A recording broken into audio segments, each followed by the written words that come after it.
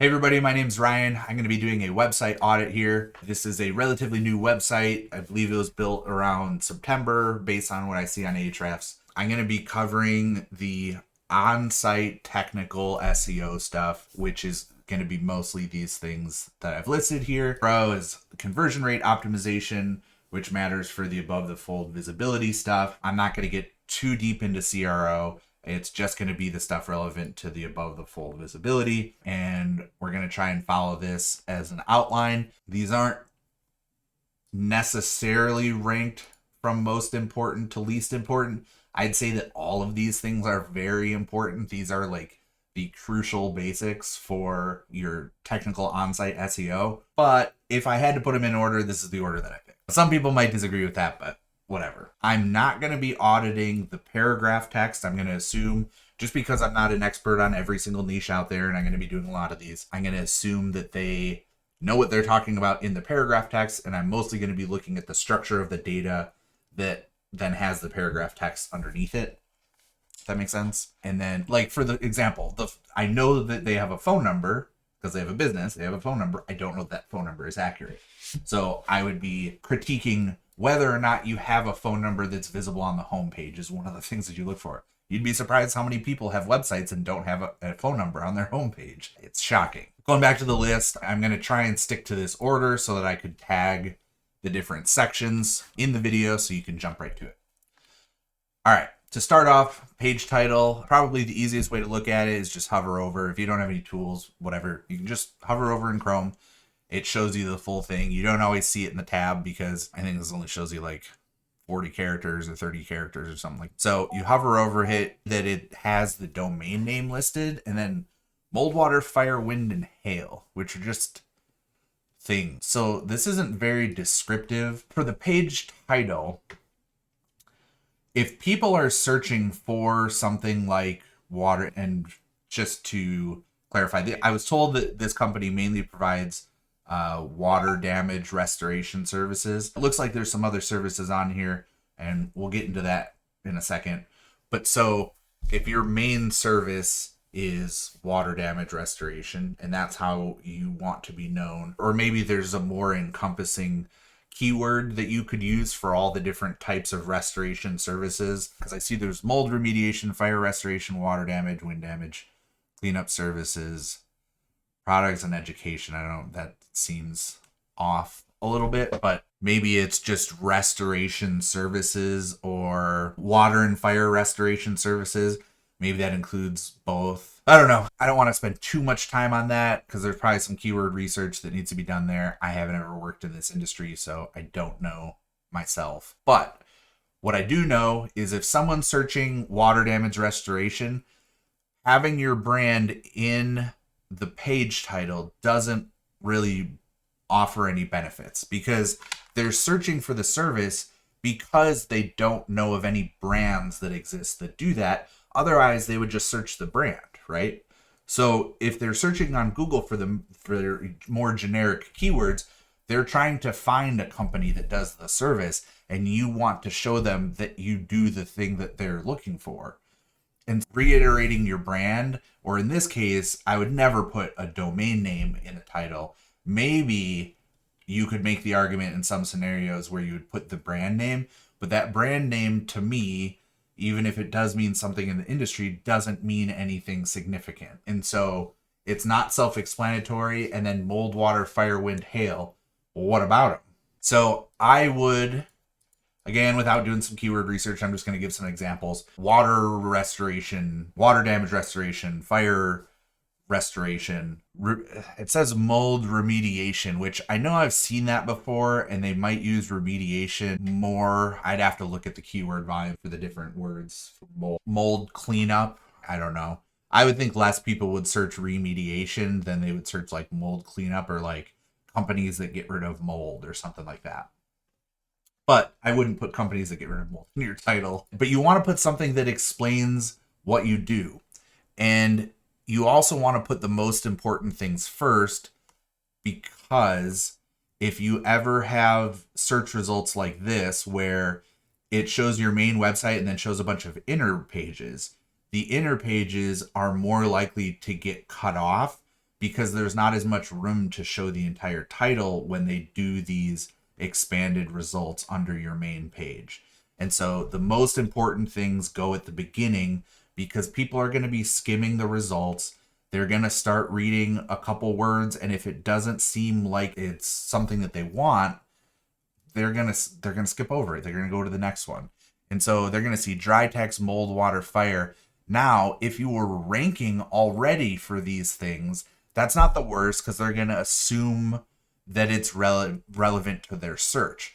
However, in order to rank, you need these things in your title so Google can understand what your website's about. And so really, it's better to just have that in the title: water restoration damage, fire restoration damage, whatever. Now, another thing to mention, a lot of website builders will say you can go up to 60 characters. And while I don't think there's technically a limit on how long you can create a page title, depending on what platform you're building on, Google doesn't show all the characters.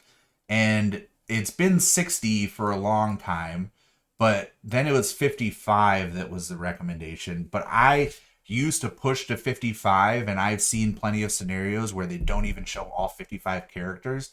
So I try to get it below like 50 characters, just so I know that, because if I'm trying to fit a bunch of relevant stuff in there and I want people to see it all the way to the end, then I try to keep it under 50, just so I know that I'm usually more than that. Doesn't really help you in getting people to click on it. Fitting in 2 more characters, 5 more characters, what's the extra 5 characters really going to get you? I'd rather know for sure that my entire title is going to be seen. All right, so on to the next thing so we don't spend too much time there.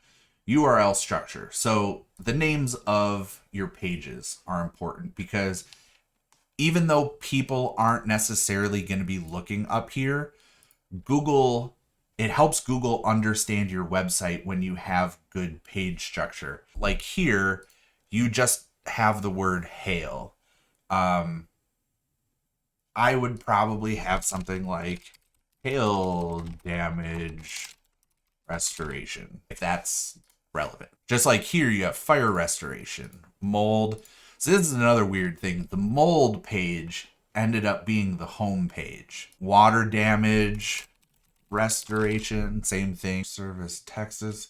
So I know this has been a very common thing to do, tons and tons of location pages, so that you can, there's really no soft way to say this, spam the keywords for the different areas where you want to rank. So this was a valid strategy years ago. Even 2 years ago, I would say this still worked. They really put an end to this. I think it was the September or October update in 2022, where because this is just duplicate content. This is the exact same thing on every single page. The only thing that's being swapped out is the heading, and it's not even the H1, it's the H2 that gets swapped out. Oh, now I see. It's part of the H1 and then the H2 that gets swapped out. It's the exact same phone number and everything else.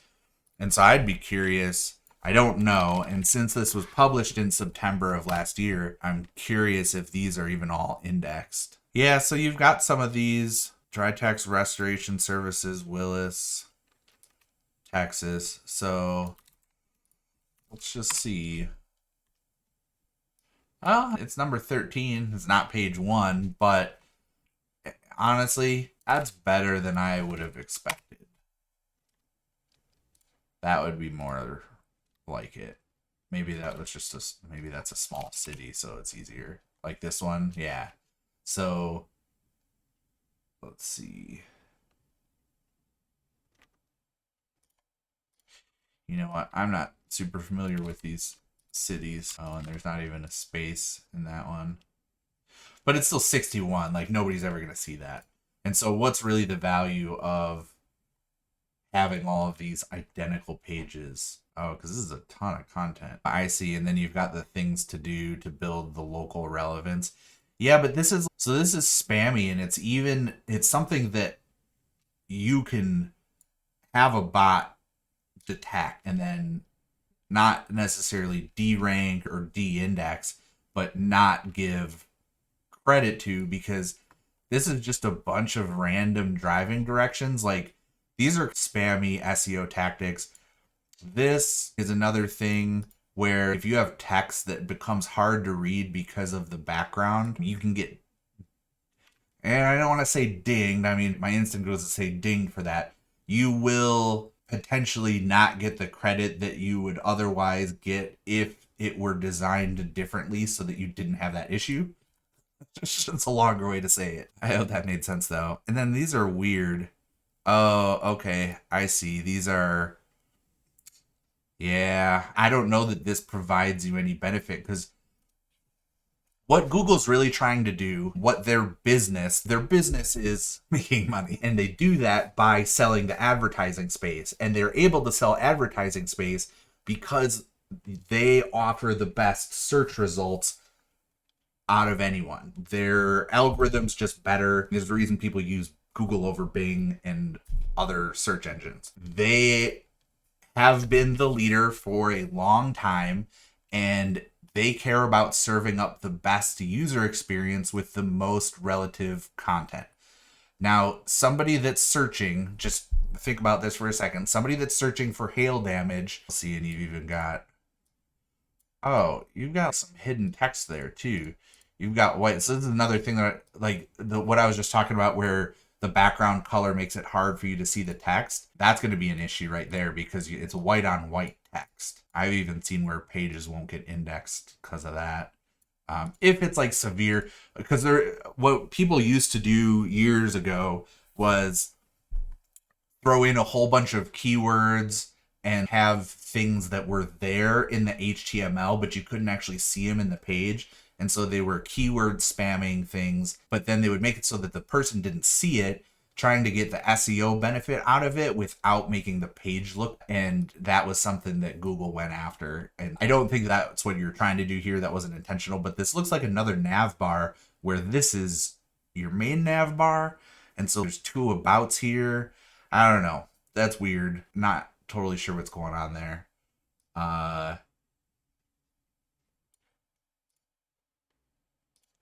Yeah, because those go to different. So that's contact. That's the first about. And then there's this other about where it is not in this top menu. All right. But sorry. Back to what I was saying before. Imagine you were searching for mold remediation in Conroe, Texas. This stuff is relevant to that. But is this relevant? Is this relevant? Does this help the person that's searching for that service in any way? If it doesn't, you shouldn't use it as an SEO tactic. That's a rule of thumb. If what you're putting on the page doesn't actually provide value to the person searching, you shouldn't use it as an SEO tactic. Could some of those things help you in some scenarios? Maybe, because you have the keywords, but you could also just talk about the fact that you service different areas and Google will pick up on that. It doesn't have to be an extra page. And this is, looks like it's supposed to be a footer. Oh, is that another? That's another Wikipedia embed or something. But it's like weirdly formatted. You can just have a service areas page and then talk about the different cities where you service. And really, you're not going to be able to create a page like this and rank it too far out of wherever your zone is from wherever the GMB is. Most of the people are going to come in through a GMB for something like this. They might find the GMB and then go to the profile and look to see what services you. But just having, and again, I'm not super familiar with these cities, so I don't know how far away these really are. But I would say this provides little to no value in the overall site. You could create a single services area page where you talk about the different areas that you service. And then you could, one of the things I like to do is linking to the city's Chamber of Commerce, which isn't necessarily something that's helpful for the person searching, but it's way less spammy than having 60 random driving directions from, like, why would people from Holiday Inn Express be looking for directions to Drytex? These look like a bunch of hotels. UPS store, Best Buy. Nobody's actually coming from these areas. And I realize that this has been like an SEO tactic that people have thrown out there to build the local relevance. I'm just saying it may have worked at one point. I mean, I know it did, but it doesn't really anymore. I would say that these are providing little benefit. Let's go back to the I can talk about that for a while. I want to go back to this mold one, the mold tab. I didn't even realize that when I was first messing around on the site. I clicked onto another page and then I was like, wait a minute, how do I get back to the home page? And I was like clicking on random things and there wasn't a way that it was obvious for me to get back to the home page. But apparently home is mold. Home is mold, but then the first thing that catches my eye and is the biggest block here is water damage, but this page is water. So that's a little confusing. I would probably create a normal homepage and then have a mold, and then it would be the same kind of thing. Mold. Again, I think people would probably say cleanup more than restoration or remediation. Mold remediation services, city name, something like that, or even without the city name. I don't know what kind of coverage you're looking to get from this site, but like blogs are another way. You create blogs with different stuff that's like locally relevant rather than just having a service areas drop down page, because look how difficult this is to read and actually pick out the names of the city. It's not like high contrast text, and so like it's difficult to skim through this. I see Texas because it's at the end, but the dry text restoration services, if it was service areas, why don't you just put the name of the cities? Again, I'm not saying do that because I already said that you shouldn't have this whole thing. But if you're going to do something, make it easy for them to understand what the page is. And so if they're clicking service areas, they're already clicking on the drop down to see what the service areas are. Saying dry text restoration over and over doesn't really provide any value. You want to give them the information that they're looking for as fast as possible. So Texas, Woodlands, Panorama Village. But I would probably move these to some kind of blog post or just a singular services page where you could talk about the different cities. But you really just want to focus on your main city because I don't think it's ranking very well there. We can go look at the organic keywords. We've got 18. And so like none of the organic keywords are even like on page 2 or 3.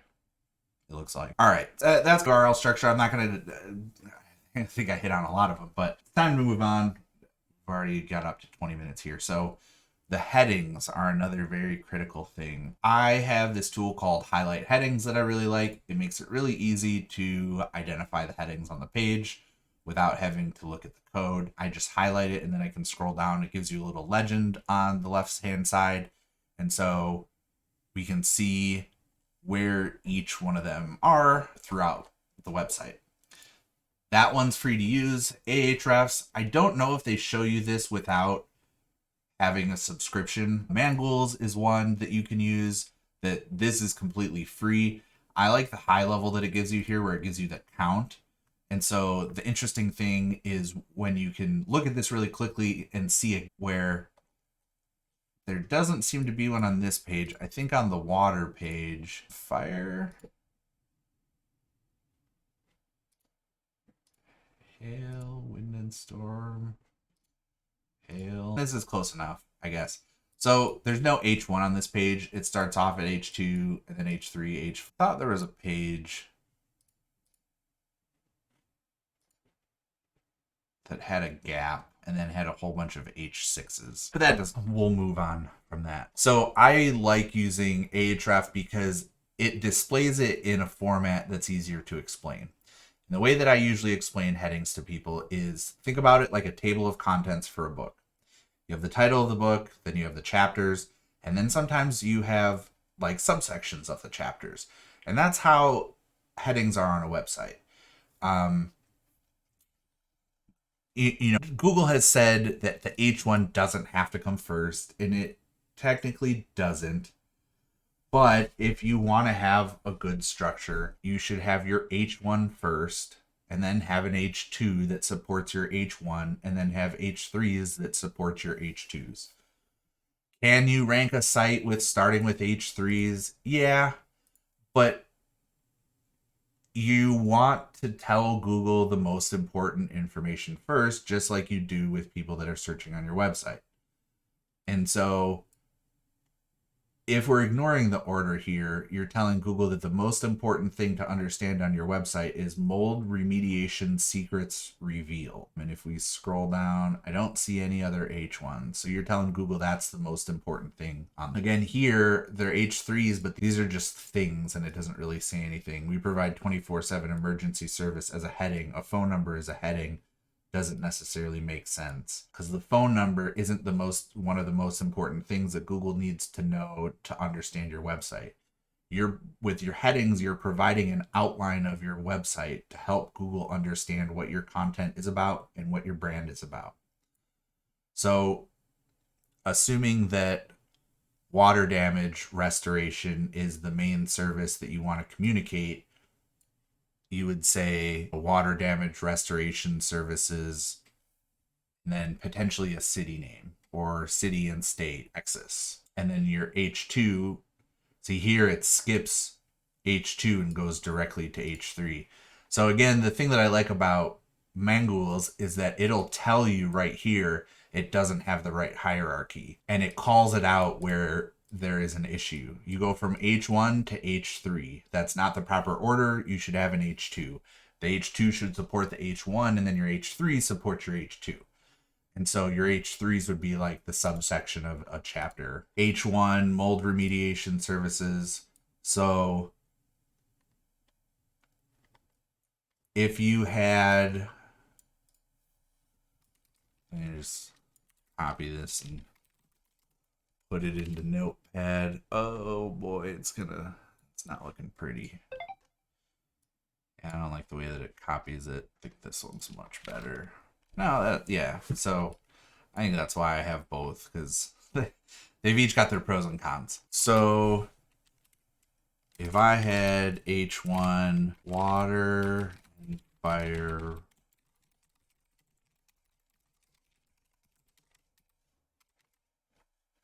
if that was your H1, this could be an H2, and then it actually makes sense to have these be H3. Although, are these really even secrets? Is cleanup a secret? I don't think those are secrets revealed. Mold remediation, not really steps either. Steps, mold remediation, restoration, trying out, testing, locating. I don't know. Oh, here. Mold identification and remediation, and then these are the things that support your mold identification and remediation section. And then you get to this one where it says, what is mold remediation? You may need to do some work with, this might be a little more difficult than I can cover in this video, but you want to think about the order. What is mold remediation? Maybe that's the first question that you should be answering. What is mold remediation? I don't see. You could even have it answer a couple questions, or like H2, understanding the basics of water and fire restoration. And then these could be H3, same thing like this, then that would be an H3.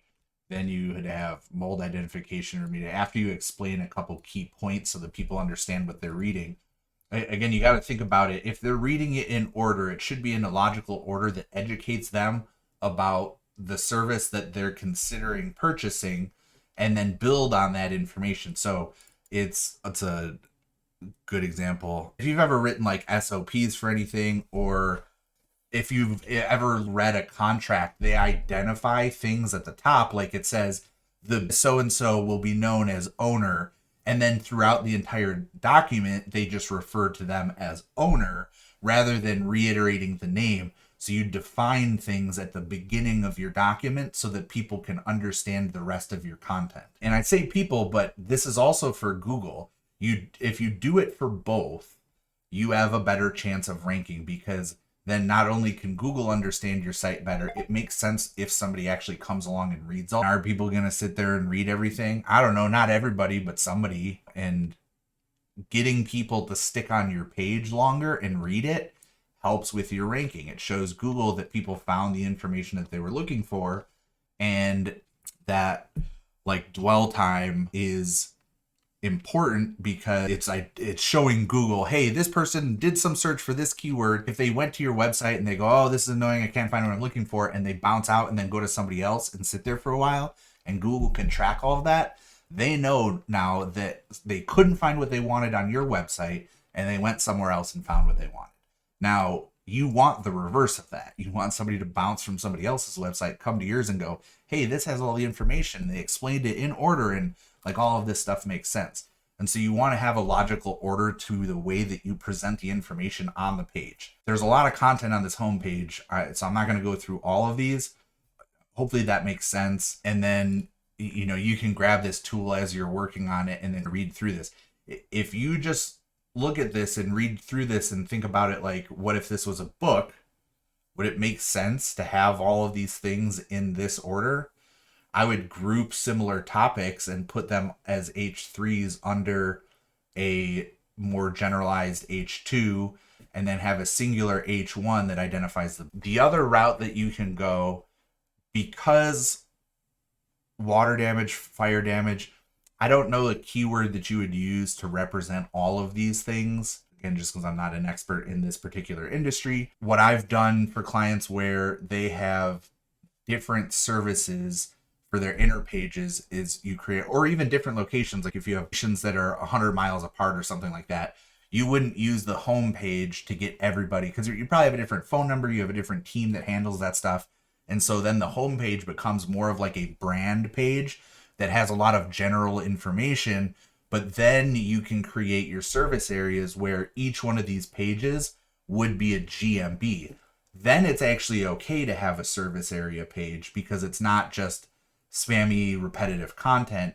You're actually listing the service areas where you have legitimate GMB profiles, or GBPs now. They'll always be GMBs to me.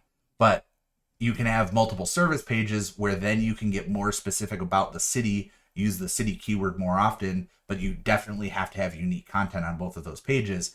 And then the home page is more of a branding page where you keep things more general. You're not going to have 10,000 words, maybe 1,000, 2,000 at the most. And then you get into more specifics on the different internal pages, like, oh, and now this isn't loading. Okay, there you go. That's another thing. I don't know if that was my internet. Yeah, see, now it's fine. Could it be my internet? Could it be where it's hosted? I don't know. All right, hopefully that makes sense. I think there's a lot of work to do there. I would list out all these H2s. You can go download the Mangools extension and then go to headings and then just copy all of those and paste it.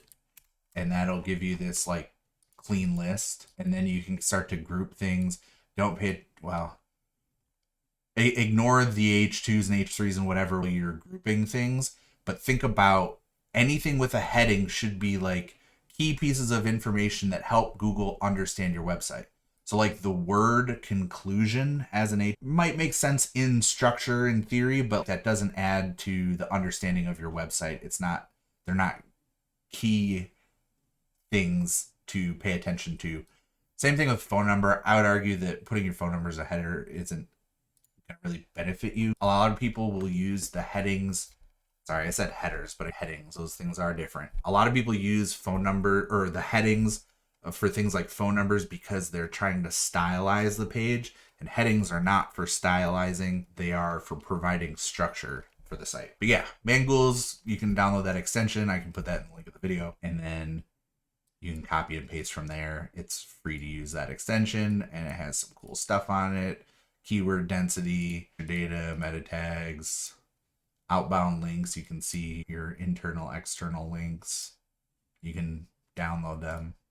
Got some cool stuff in there for free. All right, gotta move on. Headings, yep, internal linking. So I guess I just hit on that. Mangools has this, but I actually like how Ahrefs has it because you can select the internal versus external. Mangools only shows you the external. So I can say, show me all the internal links, and then it'll show you the anchor text and where it links to. And so water links to water damage. Mold links to the home page, which again, that's weird. I would change that. You've got internal linking. I guess I'm not going to get too into this because I think there's some page structure that needs, like, why is there an about to page? Most of these things look fine. I don't know where that link is exactly. Water damage, fire, wind, windstorm, hail. Scroll to top, which I think is just that guy. Whoops. Internal links. So I don't see anything majorly wrong there. It's funny how often you'll see websites where they don't link to any other pages. But like here, removing mold affected materials, indoor air quality. I guess those aren't necessarily things you want to link.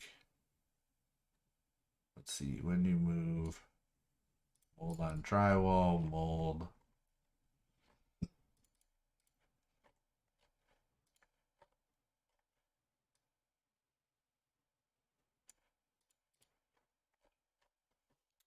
So I guess what a lot of this is missing, and this is like a CRO thing, there aren't really any obvious calls to action.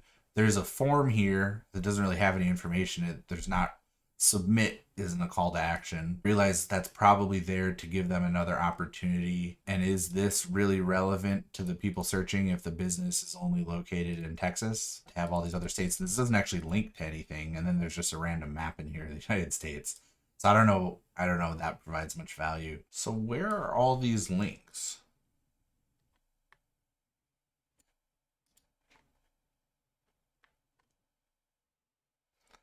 So this is again, I guess another reason why I go back and forth between these tools, because this will tell me where it's found. So all of these are actually being found in the header. So it's everything up here. Instagram shows that it's in the header, but I'm guessing that's probably on the mobile version of the page. Oh. Yeah, it's going to need some work there. We'll get to that in a second. Oh, yeah, most of these are in the header. That's in the image, header, text. And I think that's these buttons right here. So one way to find this, if I take this link, the anchor text is water damage and it's found in just regular text. And see, that wants you to use the tool. But if you right click on here and then go to inspect, it'll bring up this bar with all the HTML. If you hit Control F, it'll bring up a search bar and I can paste that in, and then it will show me where that link is. So this one is in the header and it shows water there. So we're actually looking for the next one. So here's the water damage. This is where it's just the icon. Whoops.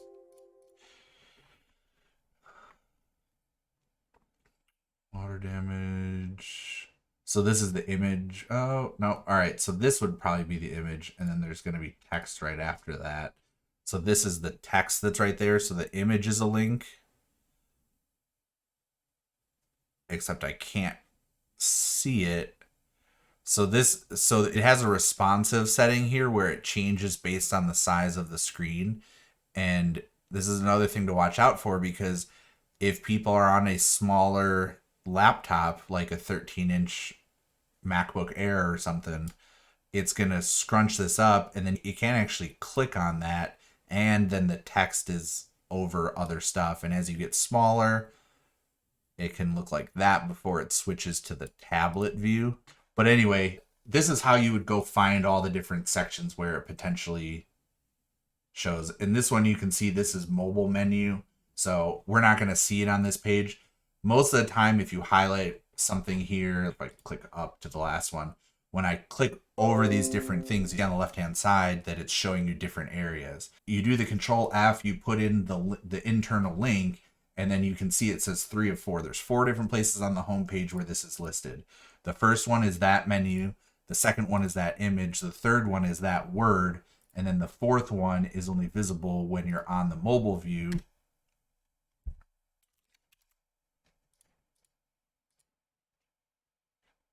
And then where is it even?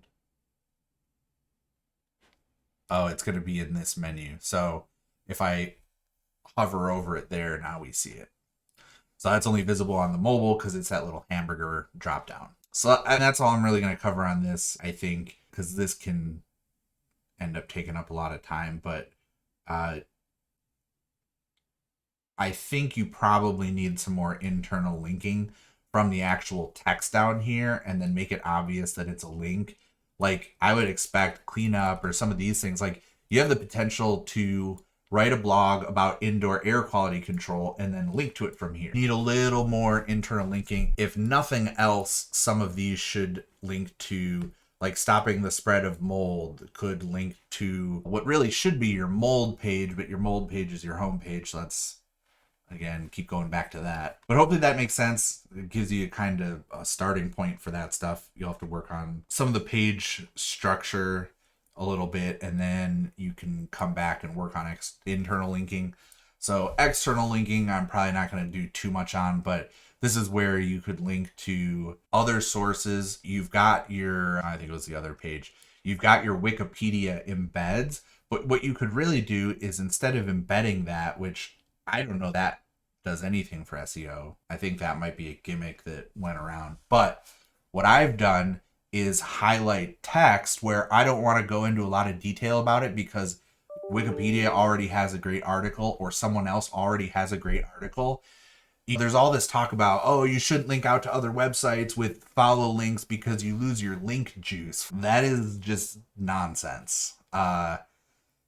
Yes, there is authority that you lend to other websites if you have authority, but you don't lose anything. It's not like you have a finite amount of authority, and if you lend out too much authority to other websites, you're not going to have any authority left. That's silly. So you can even do a no follow. That's not really the point. What I was trying to say is there's other websites that may have information already. They may have already written a great article. Wikipedia may already have something awesome that you could just highlight a specific word that may need some clarification and link to Wikipedia as an authority.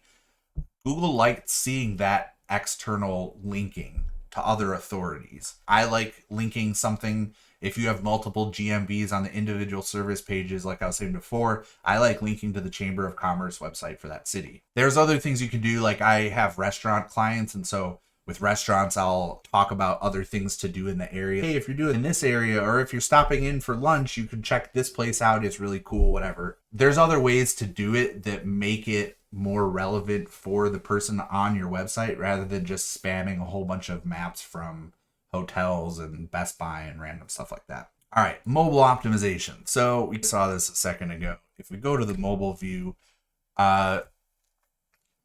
you've got the logo covered up. Oh, the logo actually goes to the website, but this is pushed up too far. You got stuff overlapping, and it's not super clear, again, what the website is about. And so some of these, you got to fix what it says rather than just saying fire damage restoration, fire restoration, whatever the best keywords are for that. And then on here, I have to scroll down a little bit to get to the phone number and like the call to action.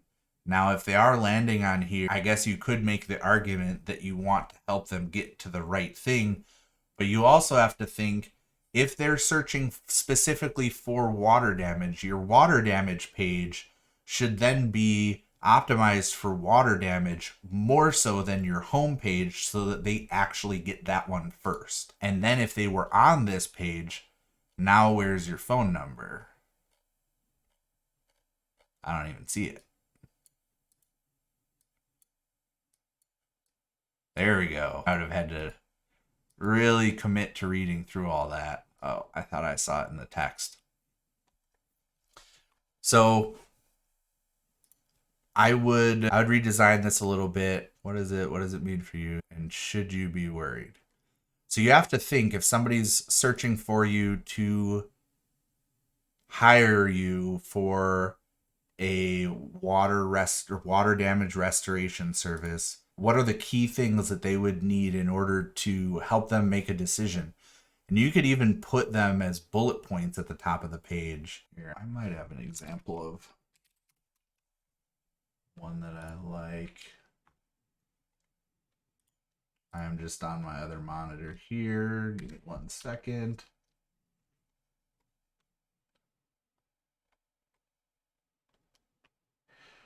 All right, so I like this kind of thing for a landing page. It's a cleaning service. There are like bullet points here. When you click on that, it takes you right to the section where it gives you more information. And then you have the quick back up to the top if you want to click on that. It has a get pricing form, phone number, click to call. It has everything that you need right here. Good title, very clear what this page is about. Yeah, they can read through this if they want, but if this gives them the information that they need, oh, living area cleaners, oh, cool, that sounds good, click up, call. So you have to think about the process that the person is going through when they're landing on the page. Are they landing on it to do more research? If they are, that should be a blog rather than your service page. If they're landing on the page because they search some keyword that has buying intent, then you should be helping them make the decision, not say, what is remediation? If they're already searching for it, they should know what it is. If they're trying to understand what it is, again, that should be some kind of blog. And within the blog, you have internal page linking from the blog to your service page once they've learned enough information that helps them make a decision and they want to move forward with hiring you. And then this page should be optimized to collect information. Again, this is a lead form, but what are you really collecting here? They're very generic, like your message, submit. These aren't call to actions. Even it doesn't have to be complicated. Reach out to us to see how we can help. That could be a heading above here. Let's look at I was just curious if the desktop had the phone number or if that was just something that was hidden. But yeah, it's really the same issue here. And then let's go back to the heading thing. So H1, H2, what is water damage, signs of water damage. Because this isn't even specific enough. You don't even mention water damage in here as the H1. This is all good. Common types of water damage. This is actually the right structure. Common types of water damage is an H2, and then H3, the different types of water damage. That one's great. Water contamination categories. Those are done correctly. H2, classifications of water damage. I don't know. That's a pretty... Oh, I see. So really, these should be H3. And then you get out of that, you should be going back up to the next level of H2, potentially, depending on what you have for other. That could be an H3, but if that's an H3, then this should be an H3 and these should be H4s. Hopefully that made sense. But yeah, you got to get pretty far down to see your phone number. And then that is not click to call there. And it is also not click to call on mobile, which it should be. So I could go through all of these pages, but it's really the same concept for all of these. So here you have your phone number, but the line spacing on this is off. And so it's overlapping, which doesn't really look great. I would shrink the name down and the phone number down because you're using up a lot of real estate for and this will jump ahead to the above the fold visibility. And above the fold is a term from newspapers, really, where if you think about a newspaper, it comes folded in half. The most important information is the information that you can see above the fold of the newspaper. It was the thing that you could see through the glass on the newspaper stands, the newspaper machines. You stack them with that side up, and so people see the headlines on those first before they're even able to flip them over or unfold them to see the other information. And so you want to give them the most relevant information, the most helpful. If they're just going to be clicking onto your page and just calling you without reading anything, you want to be able to give them that information and help them do it. And on mobile, one of those things is being able to click to call. And again, here, no click to call. Spacing here is a little off. The image, you can't really see, although that's probably not a huge issue. As long as it looks good and has the right contrast between the text and the background image, I usually don't fuss with it too much on mobile. But like on that cleaning site you saw, I had the entire image, rather than using it as a background, it was just a smaller image.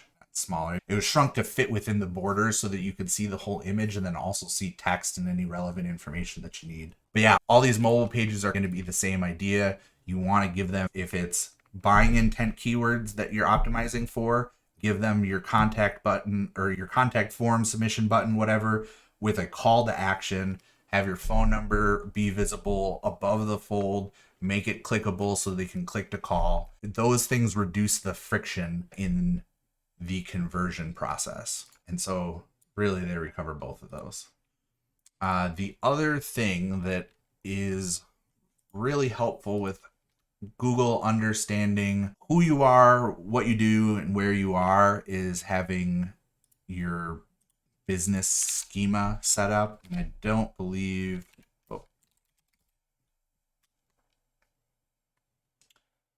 So there is... That's weird.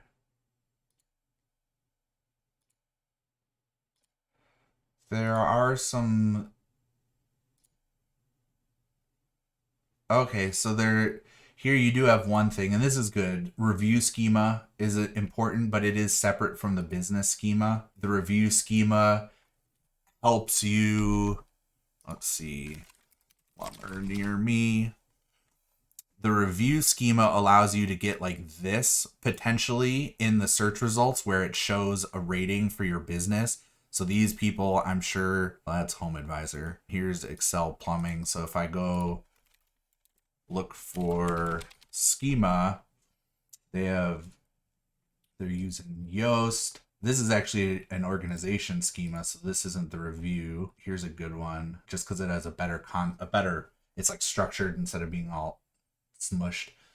They have their address, they have their city, state, zip code, latitude and longitude coordinates, average rating, total number of reviews. They have their phone number, founding date, payments accepted, hours that they're open. This is structured data that Google can read, and it helps them understand the important information about your brand and your site. You got your logo, your main website, the name of your business, the type of business that you have. And so having this in there is just another thing that helps Google understand who you are, what you do, where you are. And then here they have the product review schema. And so that's what helps you get these little snippets of additional data in the SERP results. Oh no, that guy only has a 1 star. 0.5 star. That's unfortunate. Anyway, so those are really the core things. I hope this helped. I know it's long, but some of these things are complicated to get through. Hopefully that helped. If you have any questions, anybody has any comments, questions on tools that I use, let me know in the comments. Maybe I can do another video on it or just answer your question. Thanks for watching. Take care.